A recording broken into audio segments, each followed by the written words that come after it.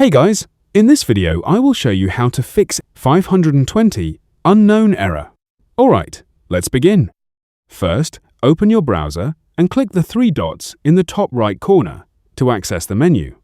Go to Settings, then navigate to Privacy and Security. Select third-party cookies and open See all site data and permissions.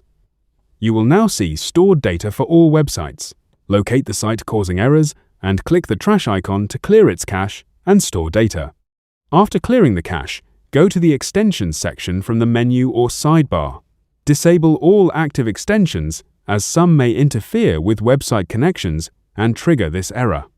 Once all extensions are disabled, reload the website and check if the issue is resolved. If the problem persists, try reopening the browser or using a different browser to confirm whether the issue is browser-related.